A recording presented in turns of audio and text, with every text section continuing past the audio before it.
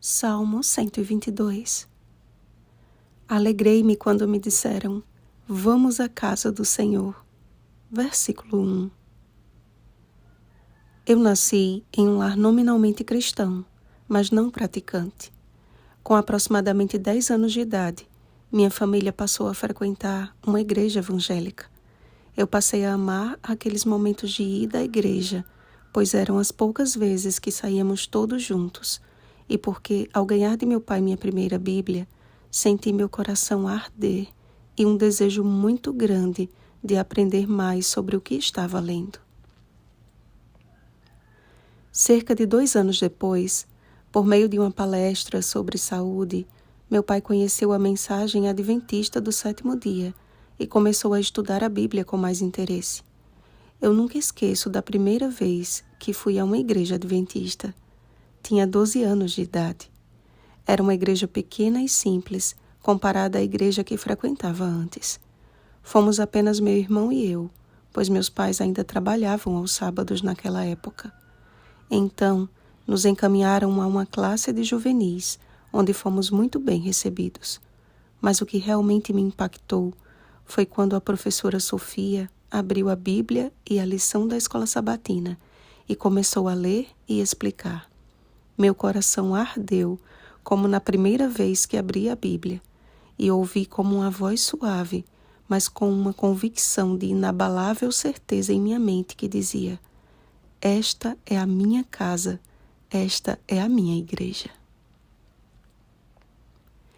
O salmo de hoje é um claro testemunho de que Davi também sabia qual era a casa do Senhor e a sua importância para o povo de Deus. Na verdade, em seu tempo ainda não havia sido construído o templo físico. Havia apenas uma tenda provisória, como o santuário do deserto. Mas o fato de Deus haver escolhido Jerusalém para abrigar o templo onde estaria a Arca da Aliança e, por conseguinte, a sua presença, a cidade tornou-se uma referência para a morada do Altíssimo e uma sombra da realidade futura. A santa cidade, Jerusalém, que descia do céu da parte de Deus. Apocalipse capítulo 21, versículo 10. Hoje nós temos muitos templos físicos, uns mais simples, outros com estruturas modernas, mas nenhum deles possui mais os critérios estabelecidos por Deus para sua construção, como o foi com o antigo santuário. Após o ministério da cruz, o Senhor apontou uma nova estrutura para sua morada, você e eu. Acaso não sabeis que o vosso corpo é santuário do Espírito Santo, que está em vós, o qual tendes da parte de Deus, e que não sois de vós mesmos? 1 Coríntios capítulo 6, versículo 19. Deus não aboliu a sua igreja física. Pelo contrário, quanto mais perto estamos da volta de Jesus, maior se torna a nossa necessidade de congregar. Hebreus capítulo 10, versículo 25. Mas Ele espera que sejamos uma viva representação de sua igreja, onde quer que estejamos. Na minha mente juvenil, não imaginava que o que ouvi fosse algo sobrenatural, pois foi muito suave e tranquilo. Hoje sei que o Espírito Santo me indicou o caminho, mas não fiquei apenas com o que ouvi. Foi o estudo da Palavra de Deus que solidificou a minha fé e confirmou aquelas palavras, e cada sábado passou a ser muito desejado. Amados, também preciso confessar e reconhecer que a igreja que conheci há 24 anos atrás já não é mais a mesma.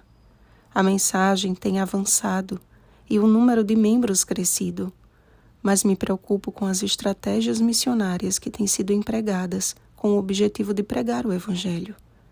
Será que todas são realmente válidas? Deus tem aprovado todas as ideias praticadas? Estão elas, de fato, em harmonia com a Palavra de Deus e com a verdade presente que temos para os nossos dias? Os membros estão sendo alimentados e se alimentando com o alimento sólido do assim diz o Senhor? Na época do profeta Jeremias, Deus deu um recado muito claro ao seu povo. Assim diz o Senhor: ponde-vos à margem no caminho e vede. Perguntai pelas veredas antigas qual é o bom caminho. Andai por ele e achareis descanso para a vossa alma. Mas eles dizem: não andaremos. Jeremias capítulo 6, versículo 16.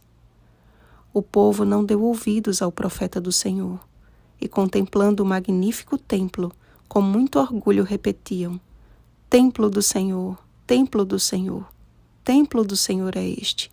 Jeremias capítulo 7, versículo 4. E todas as vezes em que Israel dava as costas à palavra profética para o seu tempo, acabava caindo em grande desgraça. Será que Deus deixaria o seu último povo, a sua última igreja, sem uma orientação profética, sem uma verdade presente? Não, meus irmãos, Ele não faria isso. Mas cumprindo-se a profecia de que o seu remanescente seria uma igreja que guarda os mandamentos de Deus e que tem o espírito de profecia, Apocalipse capítulo 12, versículo 17 e capítulo 19, versículo 10, Ele levantou uma voz profética para os nossos dias. Sei que não é fácil falar de um profeta se você nunca teve contato com algum de seus escritos. Então, se você ainda não leu, eu te desafio a ler com sinceridade e oração um dos escritos de Ellen G. White.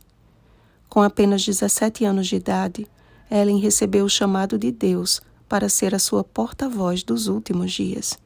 Seus preciosos escritos sempre apontam para a autoridade infalível das Escrituras como a nossa única regra de fé e prática e nos instruem com clareza e precisão qual seja o estilo de vida que Deus espera de seu povo hoje.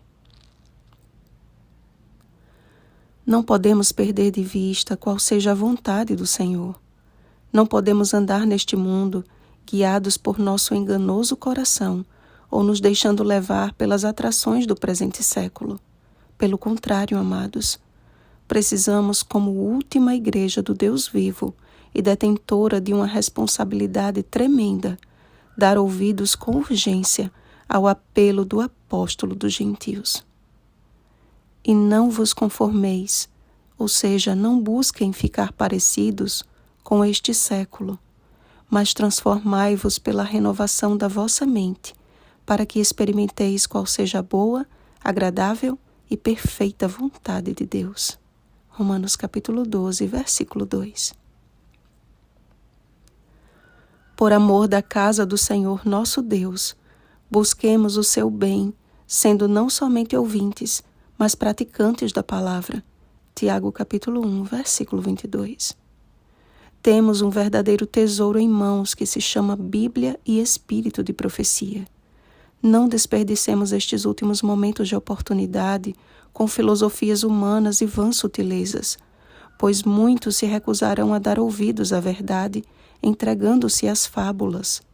Tu, porém, sê sóbrio em todas as coisas, suporta as aflições, faze o trabalho de um evangelista, cumpre cabalmente o teu ministério.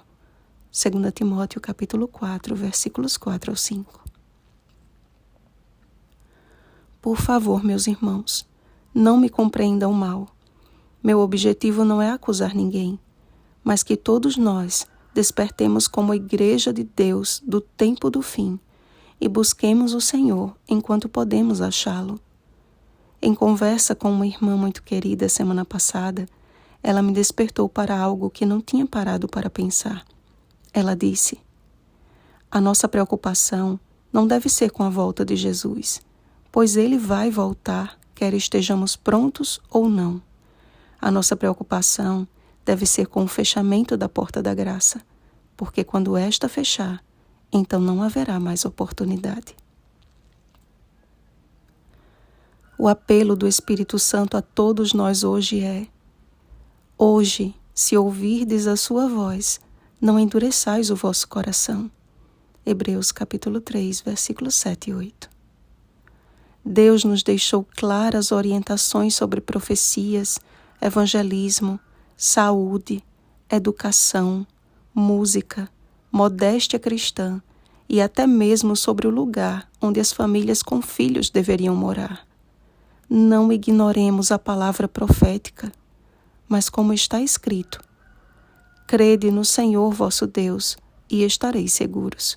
Crede nos seus profetas e prosperareis. Segundo Crônicas, capítulo 20, versículo 20. Então, todos nós seremos templos do Espírito Santo, rendendo sempre graças ao nome do Senhor. Nosso Pai amado, sabemos que estamos às portas da gloriosa volta do nosso Redentor. O Senhor nos deixou por escrito a Tua vontade para os nossos dias. Ajuda-nos a vivermos como templos Teus, cumprindo a missão que nos confiastes, com o coração a arder pela chama da verdade. Enche-nos do Teu Espírito. Em nome de Jesus. Amém. Vigiemos e oremos. Bom dia, templos do Espírito Santo. Oremos pelo batismo do Espírito Santo. Oremos uns pelos outros. Rosana Garcia Barros.